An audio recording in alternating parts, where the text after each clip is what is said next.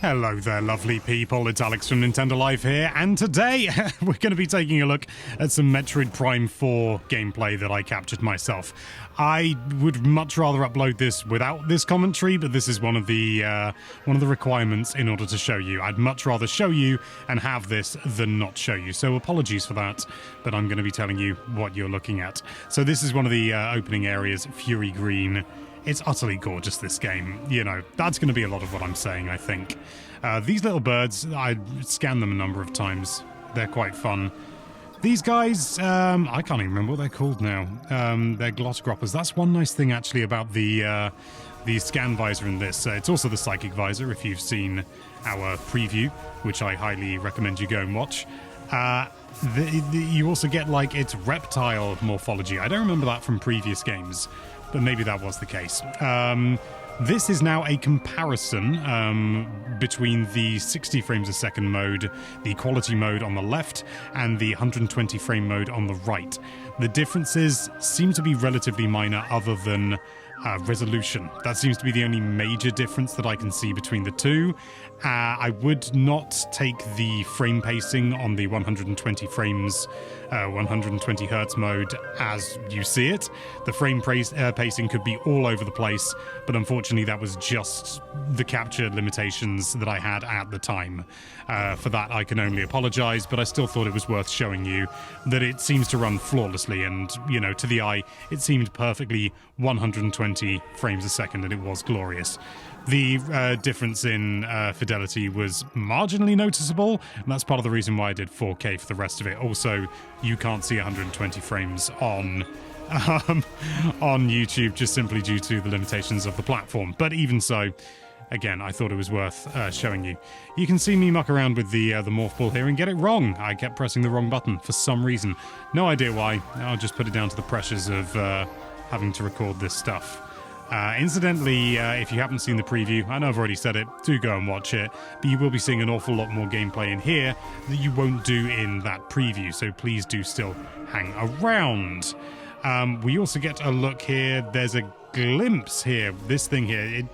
No idea what it is apart from what you can scan, but it looks like maybe we're going to come across, Scout Bot. Maybe we're going to come across something, you know, sort of a working version later on. That would be really cool, but this is just a broken version that we don't get to do anything with except scan it. And I think this is potentially a bit of repeated footage. That's on me. But you get a better look at the Coneberry, so don't argue too much. It could be worse, couldn't it? So this is another one of the new systems that they've got using the Psychic Visor, CC Psychic Sensor. So you need to, by scanning that, you know, you use your psychic stuff and in you go. Oh lordy, it's time for a power-up. This, I believe, is the Psychic... It might be Psychic Glove, I believe is the name. It might have a slightly more impressive name. It might not. But as you can see, Samus's hand is going all funky, baby. Look at that glow. Does look lovely, this game. Yeah, Psychic Glove, I was right. And this is the main thing that you use to manipulate psychic objects, including psychic motes, which you will see later on.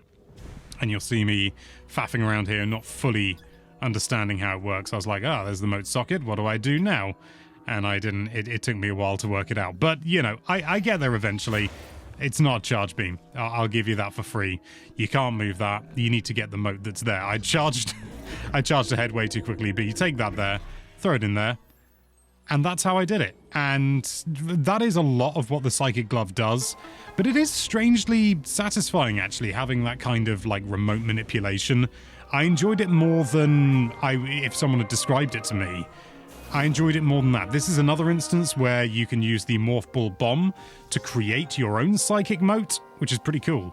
And you need it for this particular puzzle. And so, as you can see, interesting moment there where Samus appeared to be behind the psychic mote. Strange. And this then activates that, you know. It's interesting because it almost looks like that's a Morph Ball Bomb slot, but you use the psychic mote instead. You know, whether that's going to go forward or not, I don't know. And this is fun. This is like a delivery system. It's designed for cargo and stuff like that. But Samus is like, nah, you know, I'm gonna hop in it anyway. and you get to see just how old and underused it is. At first I thought it was genuinely dropping frames, but it's not. It's the canon being old. We get to see another use of the psychic glove here, and it's just moving that thing along. And more than anything, this acts as a way to prevent you from just charging through places, because you couldn't really do that if you were being attacked by an enemy. So it's just another little way to get, to get a bit of use and prevent you from charging through and ignoring enemies if you... I mean, I'm sure you could if you really wanted to, but, it slows you down. Oh, and there's some amber, I think, or something like that. Yeah, Vuros Amber. There it goes. You can destroy that with missiles. That's no big secret. This is where we get our first glimpse of Mackenzie. You won't hear much of him simply due to the way that the audio was captured here. It was set for surround sound and cannot downmix when I'm using my portable system. Thanks a lot, Elgato. I've complained about my Elgato capture card a lot, and I will continue to do so. This is where you get the control beam, and I want to make clear, like, I got the psychic glove, the morph ball bomb, and the missiles and the control beam all within about 40 minutes of each other. So at least in the early part of the game, assuming this is early, I'm certain it is, you get a lot of stuff. And as you saw there, that was me freely controlling that beam, and time slows down and everything like that, so you can take it nice and casually. It's really kind of nice. It reminds me of something, and I cannot for the life of me remember what the game was, but you could throw like a shuriken and control it. You can hear a bit of... yeah, that's Mackenzie. He's not too bad in this scene, because you don't know that you're going to be stuck with him forever. I don't actually use a lot of the lock-on in this instance. I use it a bit, but a lot of the time I'm just using free aiming, because the motion aiming is so good. I am genuinely curious to know what happens if you leave him to these creatures. I imagine he still survives. I had a few opportunities to leave him behind, and I didn't. Do I regret that? I did. Again, apologies for the audio here, but this is a limitation of my my setup. Something that I am looking to rectify going forward, but you won't be able to hear the dialogue because the center channel is not properly captured. Again, not something I can do anything more than apologize for. But yeah, this is Mackenzie. You get to see his face without the helmet. Yeah, and yet he's still got more optics. I don't know. Strange design. I don't gel with it, and I find the character so irritating. It's difficult to... I'm probably being a little bit unfair to, like, his design and stuff, but his involvement in the story is genuinely infuriating, and I really wish it wasn't the case. But this is where you get the missile launcher, which is cool, and... yeah, it's just the missile launcher. Obviously, you lose all your stuff at the start of the game. That's pretty standard. And this is when we find out that Mackenzie has plot armor, unfortunately. There you go. So he tags along, and you're going to see a little bit more of him here. Yeah, I've never seen anything like this. Whoa, yeah. The architecture in this game is stunning. It's really, really cool. Looks really organic. And yeah, he goes, whoa, and then you got to shoot some goons, and yeah, it just... I'm still so annoyed at this. I feel like he doesn't add anything to the game. I'm going to stop complaining and start talking about the visually what you're seeing. So again, I don't use a lot of the lock-on. Okay, I use a fair bit there. But the aiming, obviously with the motion aiming, it's so good you don't need it as much. It helps to a degree, obviously, and is really good for less experienced players. But I'm probably going to end up playing a fair old chunk of this game without using the lock-on. This is where I'm tempted to just charge ahead and leave him behind. But then the game very much encourages you, no, don't leave him behind. He says help, go and help him.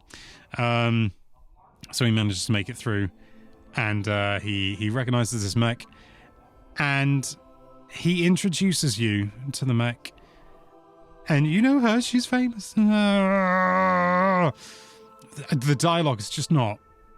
Yeah, the mech's called Betsy. The dialogue is just not... It's not like... I wouldn't say that it's necessarily poorly written. It just does not fit within a Metroid game. It just really doesn't. You can hear a bit of him there, because he's going to be on the left or right channel there rather than being in the center one.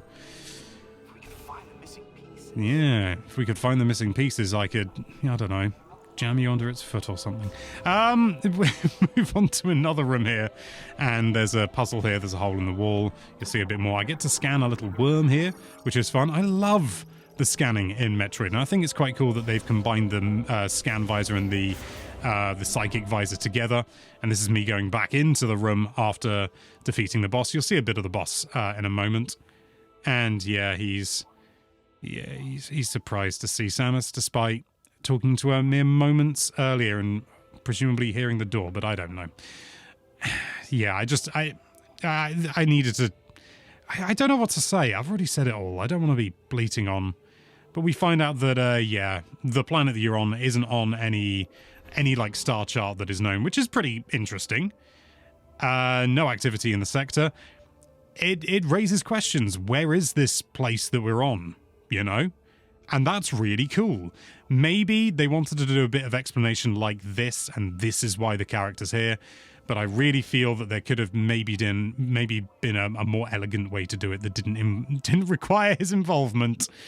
But what can we do? By the way, I am aware of the irony that I am having to blather over the top of this gameplay, where it's arguably not necessary or required to complain about a character that blathers over the top of gameplay. But I have to do this in order to show this to you. So I still think it's better than not showing you. Let me know if you feel differently in the comments down below. Having said that, you could just click off the video or mute it. That would work as well. You wouldn't get to hear the sound design, but you get to see everything, wouldn't you? This is the boss that I did, the Carvex. Not hugely difficult. Sort of reminded me very much of the first boss in Metroid Prime, the first one. In many ways, obviously, tentacles, it's a plant. There are only going to be so many different ways to do it, but the scan notes are really cool. They talk about the fact that it's been infected with a Metroid. It's really cool. That's a pollen sac. That's a hell of a pollen sac to any gardener fans out there. So you can destroy that tentacle, and then it opens up, and whoa, there's the Metroid-like belly. And yeah, those sort of roots coming towards you, those thorns, very, very reminiscent of Metroid Prime 1. Which, maybe it's a direct reference, maybe it's just using a similar idea. I don't know, but this is using the control beam. And I've let off too early because you can't do that yet because it's got that armor on there which you need to break off with standard shots. Or indeed a missile or something like that. You don't get to see the whole boss fight, which I don't know whether you'll be pleased or disappointed to hear. But, whoa. Yeah. There's actually more sort of vocalizations from Samus, or at least louder vocalizations compared to previous games. But you have to use the control beam, because if you destroy just one of the tentacles, then another one grows back to take its place, and in order to do it, you have to do it like this. As I mentioned in the preview, it's very similar to the boss in the Forbidden Woods in Wind Waker. So that's just a little slice of that. And now we've just got a little bit more extra goodness gameplay. Simple stuff. So, yeah, we get to see a little bit of the sort of the Le Mans here, and we get a little bit of dialogue. We get to learn a little bit more about some sort of fruit or something that contains their memories or their lineage or something to that effect. And that's fairly cool, I think. Yeah, you know. This is the Le Mans. They're voice acted as well, but they don't speak English, which is, you know, which I think is acceptable. We had that in Metroid Prime 2 as well, and I think that worked. And yeah, they got 4 arms. Pretty funky. They got sort of wings as well. We don't know much about them. Are they good? Are they evil? I don't know. They might be good. They're probably good. But yeah, our legacy is preserved within. This is a nice little thing, which I don't know whether you need to do this section, whether maybe a door prevents you from going any further, but you need to collect like green crystals in order to unlock this, or to do something to, yeah, seek the green energy crystals. And when I came back and interacted with this again, I already had some green energy crystals, no idea where I got them from. I asked a representative and they were very hedgy, so I don't know about the green crystals, but I already had some when I played this game.